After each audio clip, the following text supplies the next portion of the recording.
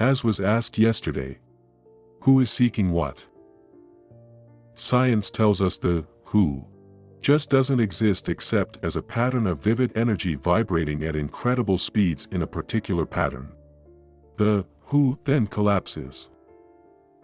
The what is not something which can be perceived with any of our senses, so this too collapses. Without any support from the who and what, the seeking must collapse too.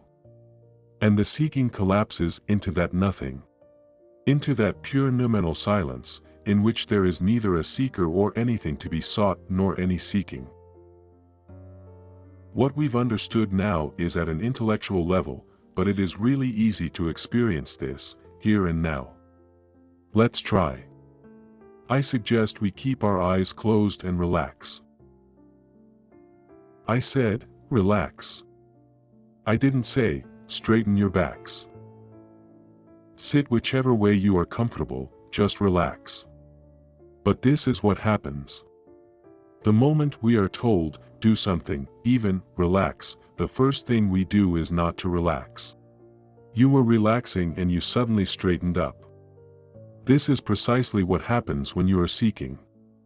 The seeking is going on all the time, there is no seeker. Seeking is going on all the time. So, just close your eyes and relax, and understand that there really is no who. The who is merely an imagined concept. There is no who and there is no what to be sought. When this is really understood, not intellectually, but when you feel this, that there is no who and there is no what, then you experience that tremendous sense of nothingness, that tremendous sense of total freedom, and experience the present moment, the eternal moment. In fact, the eternal moment, the present moment, is the experience. In the moment, there is no experiencer experiencing anything. All there is the experience which is the present moment, here and now. And in that eternal moment, the present moment, there is no me and there is no duration, no past, present and future. And when there is no me and no sense of duration, all there is that silence in which conceptualization cannot take place. The conceptualizing depends entirely on the me and the duration. If there is no me and no duration, there cannot be conceptualizing. That is the present moment, the eternal moment. Any experience that we have is only when we talk of that experience. When we talk of the experience, it is in duration. It is always in the past. The experience comes up as an event in the past when we think about it and only when we think about it. Whenever there is an actual experience, there is no experiencer. Any experience is necessarily an impersonal experience. It is an impersonal event which assumes personality, which assumes the individuality, only when the me thinks of the experience. But that experience is already in the past.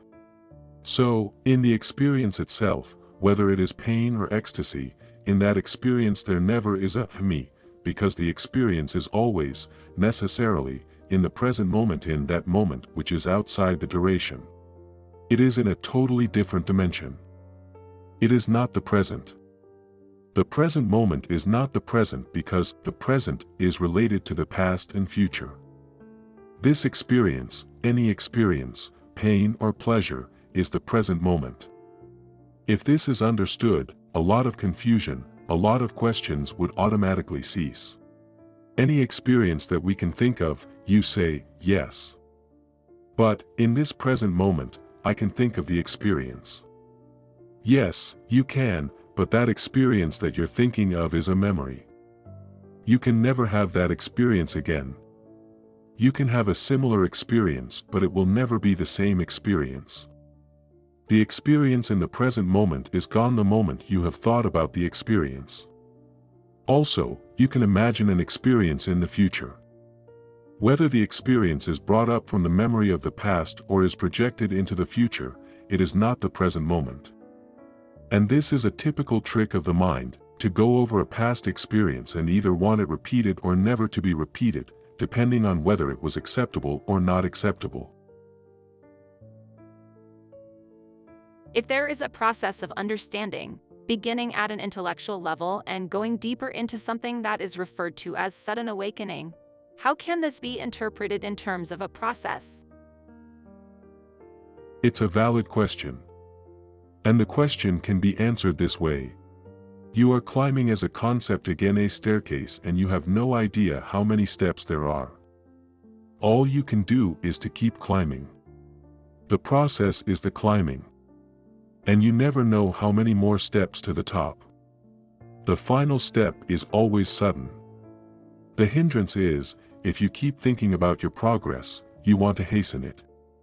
It is the nature of the mind. One of the leading psychologists in San Francisco has been attending these talks for 3 or 4 years and he still persists with this. He says, "Ramesh, I understand, but so long as it is a process, surely I must be able to hasten it." So I go back to my answer, who is there to hasten this process? This progress can be felt and the process hastens itself if no effort be made to hasten it. Because the effort is always by the me. So this progress can be felt, but as the progress arises, the question still remains so long as there's the me asking, "What do I do?" The answer is, the only thing you should do is not get involved in it, not think about the progress. The idea suddenly arises. I've had more and more of these moments. Fine. That is a thought that arises spontaneously over which you have no control. Or the thought may be, I'm not making any progress. Whether it is the thought that you are making progress or the thought that you are not making progress, it is still a thought which arises in consciousness over which you have no control. Whatever the thought, positive or negative, if it is merely witnessed then it disappears and you're no longer involved.